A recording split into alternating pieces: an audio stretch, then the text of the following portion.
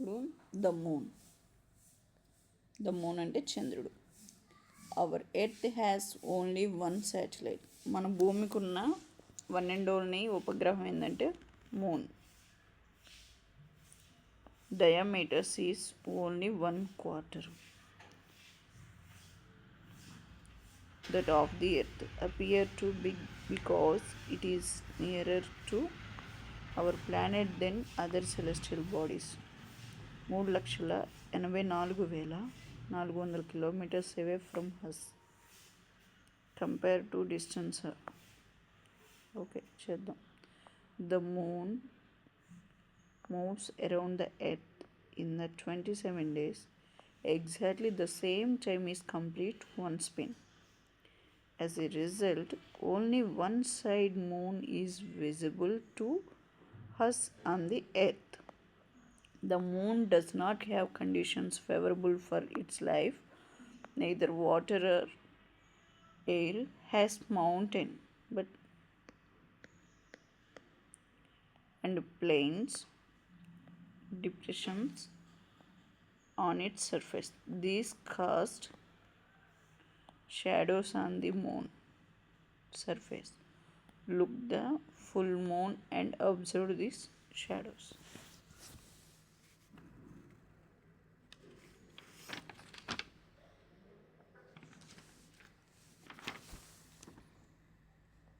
ఉపగ్రహం. భూమికి ఉన్న వన్ అండ్ ఓన్లీ ఒక ఉపగ్రహం ఏంటి? చంద్రుడు. ఎవరు? చంద్రుడు. Okay, only one satellite. భూమికి ఉన్న గ్రహాలు ఎన్ని అంటే ఒకటే ఉందని చెప్పాలి. అది కూడా ఏంటంటే చంద్రుడు. చంద్రుడు భూమిలో ఎన్ని భాగాల్లో ఉంటాడంటే, ఇది మనం 4 భాగాలు చేసామనుకోండి, ఓన్లీ 1 భాగం, 1/4. అండ్ మనకి చంద్రుడికి ఎంత డిస్టెన్స్ ఉంటుందంటే 3,84,400 kilometers మాత్రమే.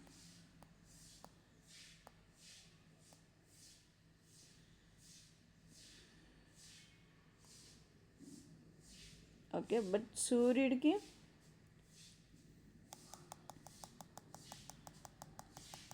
మాత్రం 150 million kilometers. ఇక్కడ సూర్యుడు ఉన్నాడు, సూర్యుడు. భూమి ఉంది, ఎర్త్. మూన్ ఉన్నాడు.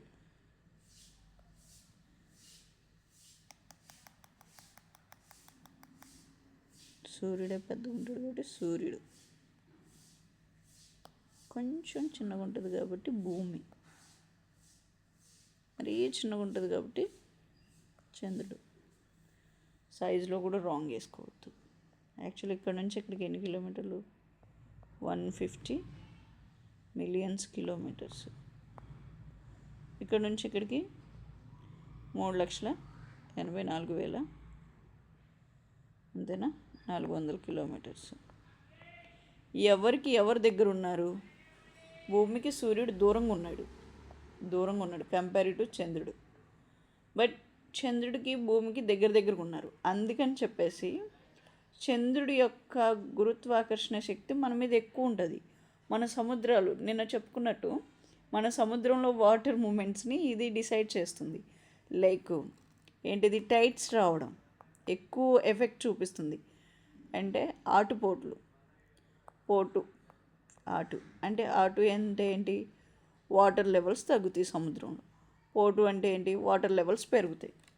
ఇవి వచ్చినప్పుడు అమావాస్య ఆర్ పౌర్ణమి రోజు ఎక్కువ ఉంటాయి పోట్లు. ఈ పోటు వచ్చినప్పుడు ఏంటంటే ఫిష్ పట్టడం కానీ, చేపలు పట్టే వాళ్ళకి కానీ, నావిగేషన్ చేసే వాళ్ళకి కానీ, అంటే బోట్లు కానీ షిప్లు కానీ తీసుకొచ్చేవాళ్ళు, ట్రాన్స్పోర్టు అండ్ ట్రేడింగ్ బాగా జరుగుతుంది అన్నమాట. దీన్ని బట్టే ప్లాన్ చేసుకుంటారు, డిసైడ్ చేసుకుంటారు. ఎందుకు? సముద్రం వాటర్ లెవెల్స్ పెరుగుతుంది, బట్ కార్గో షిప్స్ వెళ్ళడానికి ఈజీ అవుతుంది. ఎందుకంటే వాటర్ లెవెల్స్ ఎక్కువ ఉన్నాయి కాబట్టి చక్కగా స్పీడ్గా వెళ్ళిపోతుంది మూమెంట్స్.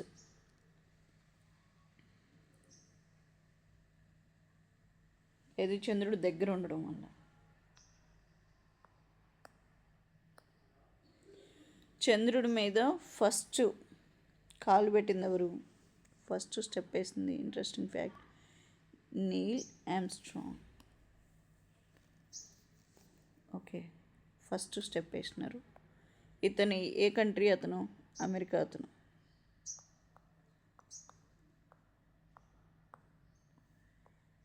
నీల్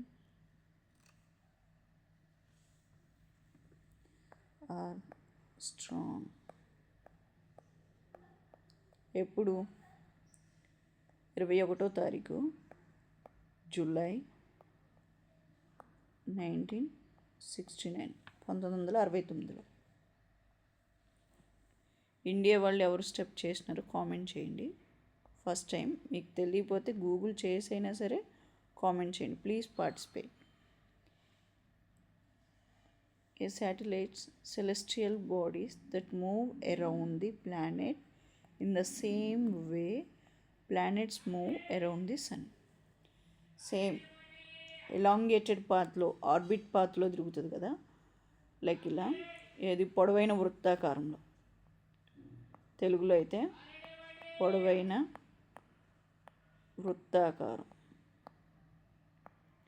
వృత్తాకారంలో తిరుగుతుంది కదా. లైక్ ఇప్పుడు మనం సూర్యుడి చుట్టూ మనం ఎలా తిరుగుతున్నామో, సూర్యుని చుట్టూ భూమి తిరుగుతుంది, భూమి చుట్టూ చంద్రుడు తిరుగుతుండు. అట్లా మనం ఎలా తిరుగుతున్నామో మన చుట్టూ ఈయన అలా తిరుగుతున్నాడని చెప్తుంది. చంద్రుడు ఎవరి చుట్టూ తిరుగుతాడు? గ్రహాల చుట్టూ. A human made satellite artificial body. It is designed by scientists to gather information about the universe or communication. It's carried by rocket placed in the orbit around the earth. Some Indian satellites, INSAT, IRS and EDUSAT. Actually ఇప్పుడు ఇవి natural ఉపగ్రహాలు, ఇవి కృత్రిమ ఉపగ్రహాలు.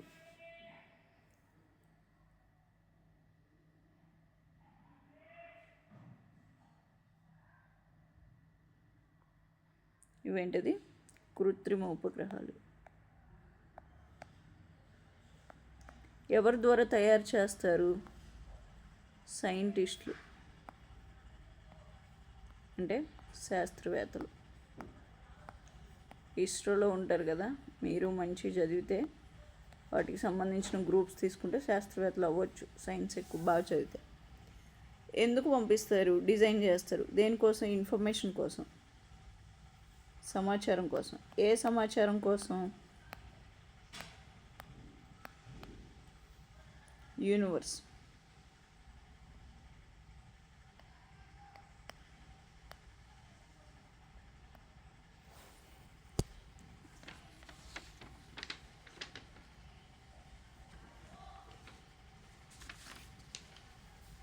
Universe గురించి.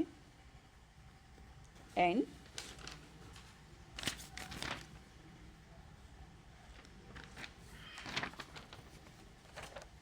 Communication గురించి.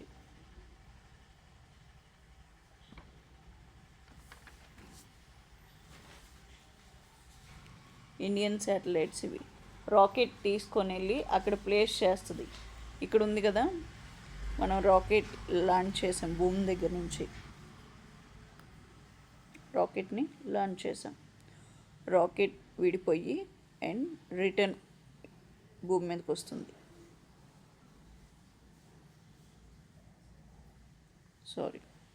Launch చేసిన vehicle కిందకు వస్తుంది.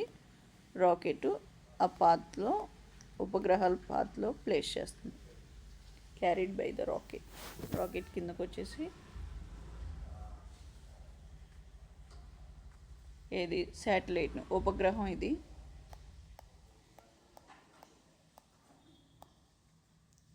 ఇది రాకెట్ వెళ్తుంది. లాంచ్ చేసాం, లాంచ్ చేసాం, బట్ వెళ్తుంది, విడిపోయింది. ఇదేంటది? ఉపగ్రహం. ఇది మళ్ళీ రిటర్న్ వస్తుంది భూమి మీదకి, లాంచ్ వెహికల్.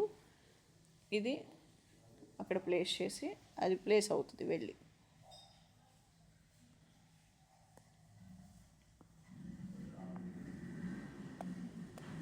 ఇంకా ఏమన్నా మిస్ అయ్యామా? మిస్ అవ్వలేదు. యాస్ట్రాయిడ్స్ అంటే గ్రహ శకలాలు.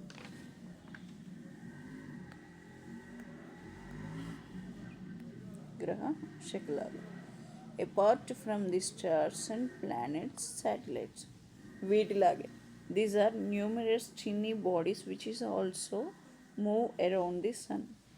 ఇవి కూడా సూర్యుని చుట్టూ తిరుగుతాయి. ఇందులో వన్ ఆఫ్ ద పార్ట్ అన్నట్టే యాస్ట్రాయిడ్స్ అంటే గ్రహ శకలాలు అంటారు. ఇవి మార్స్ అండ్ జూపిటర్ చెప్పాం కదా, అంగారకుడు గురుడు ఆగు అనే స్టోరీ చెప్పాం కదా, వాటి మధ్య ఉంటాయి.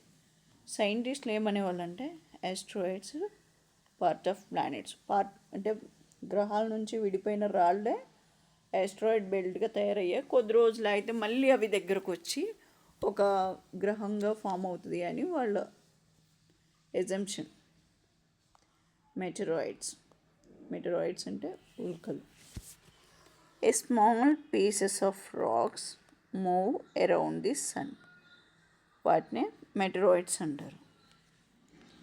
మెటరాయిడ్స్ comes near the earth. Meteoroids ఎర్త్కి దగ్గరలోకి వచ్చినప్పుడు ఏం జరుగుతుందంటే డ్రాప్ అవుతాయి. ఒక్కొక్కసారి డ్రాప్ అయిపోతాయి, అంటే మన భూమి మీద పడతాయి. ఆ టైంలో పడే టైంలోనే during the process due friction with the air, అంటే మన ఎయిర్ తోటి ఢీకొంటాయి. ఇప్పుడు ఢీకొని బర్న్ అయిపోతాయి. కాసెస్ ఆ టైంలో ఫ్లాష్ లైట్స్, అంటే వీటిని ఏమంటారంటే షూటింగ్ స్టార్స్ అంటారు. ఫ్లాష్ లైట్ రావడం వల్ల sometimes meteors without being completely burn, అంటే కంప్లీట్గా బర్న్ అవ్వకుండా ఫాల్స్, అంటే కింద పడిపోతాయి మన భూమి మీదకి. అప్పుడు క్రియేట్ హాలో, ఒక గుంతలు క్రియేట్ చేస్తాయి. ఓకే, ఇది షార్ట్ నోట్ మీకు చెప్తా. గ్రహ శకలాలు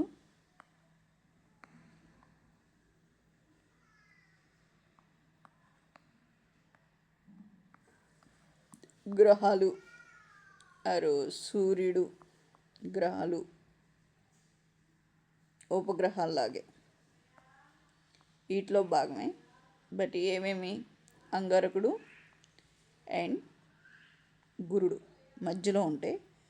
ఇవి కూడా రాళ్ళు రప్పలే. ఏది గ్రహాల నుంచి విడిపోయిన రాళ్ళు రప్పలు ఇట్లా గ్రావిటేషనల్ ఫోర్స్ ఉండడం వల్ల ఒక బెల్ట్ లాగా ఉన్నాయి.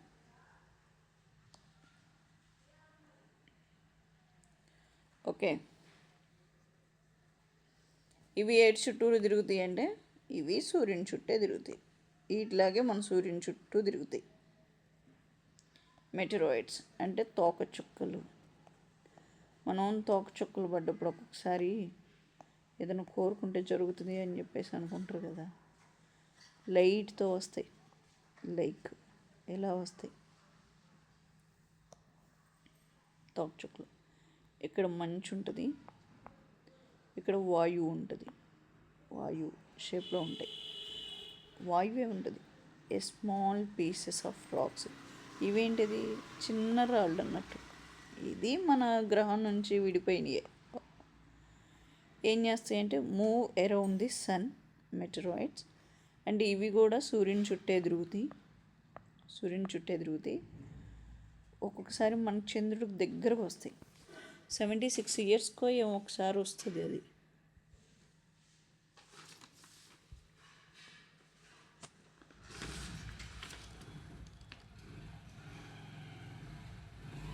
ఓకే,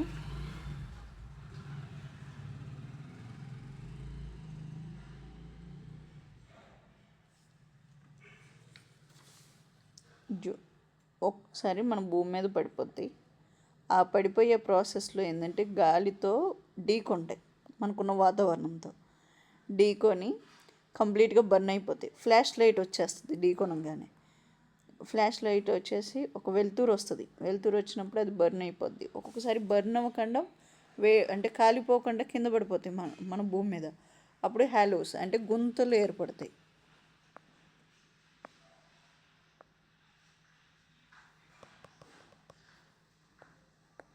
గుంతలు ఏర్పడతాయి.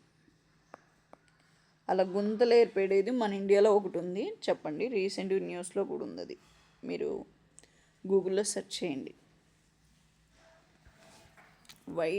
వైటెస్ట్ బోర్డ్ లాగా అనిపిస్తుంది, like white glowing path across the sky on a clear starry night.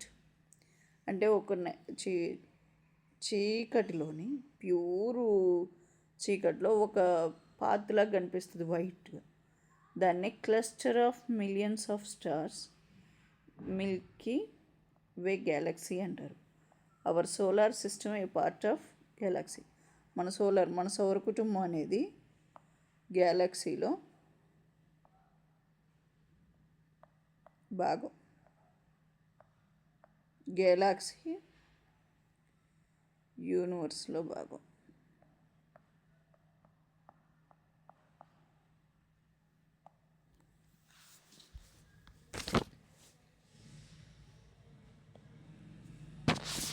Okay, which imagine ancient టైంలో, ప్రాచీన కాలంలో ఒక రివర్లా పారుతుంది అని అనుకునేవాళ్ళంట. Huge system of billions of స్టార్స్ని, స్టార్స్ని అండ్ క్లౌడ్స్ని, మేఘాలని, డస్ట్ని అంటే ధూళిని, గ్యాసెస్ని, వాయువుల్ని కలిపి millions of such galaxies make the universe.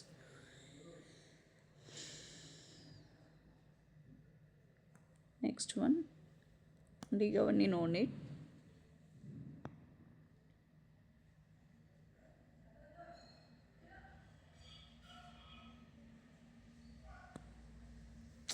अरे यार,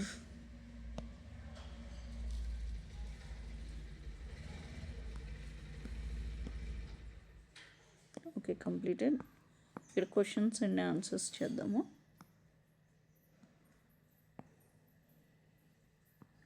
ఇంకా మనం కంప్లీట్ అయిపోద్ది. ఎందుకు బుక్ ఊరికే క్లోజ్ అయిపోద్ది?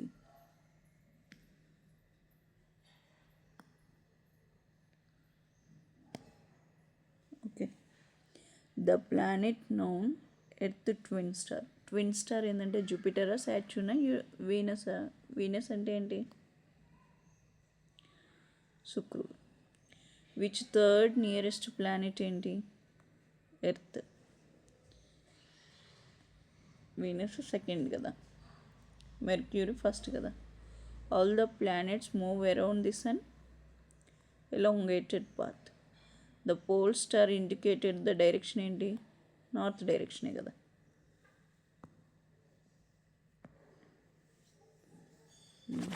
ఓకే, ఆస్ట్రాయిడ్ బిట్వీన్ ఏది ఆగు అని చెప్పే కదా, Mars and Jupiter.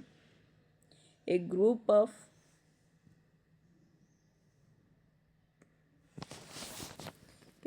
Of stars అంటే నక్షత్రాల సమూహాన్ని ఏమంటారు? కాన్స్టలేషన్ అంటారు. ఏంటిది? ఇవి నక్షత్రాలు తెలుగులో రాస్తే.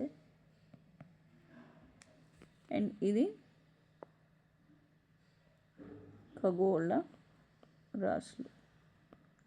రాశి. Okay, the huge system of స్టార్స్ని ఏమంటారు? గెలాక్సీనా అనేది?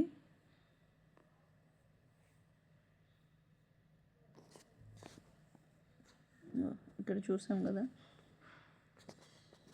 The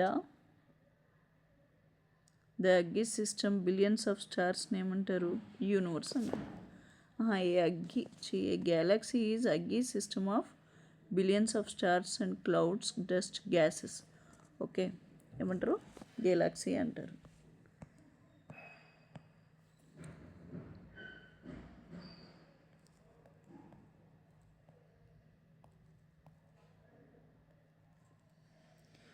dash is the closest celestial bodies to our the earth. ఏంటది? సూర్యుడే కదా మన nearest. Dash is the third nearest planet to the sun ఏంటి? భూమే కదా. Planets do not have their own heat అంటే వేడి, లైట్ అంటే వెలుతురు. కంప్లీట్ అయింది. Thank you. మీకు ఈ వీడియోస్ నచ్చితే సబ్స్క్రైబ్ చేయండి అండ్ లైక్ చేయండి. మీకు ఏమైనా డౌట్స్ ఉంటే కామెంట్ చేయండి. నాకు తెలిస్తే నేను మీకు ఆన్సర్ చేస్తాను.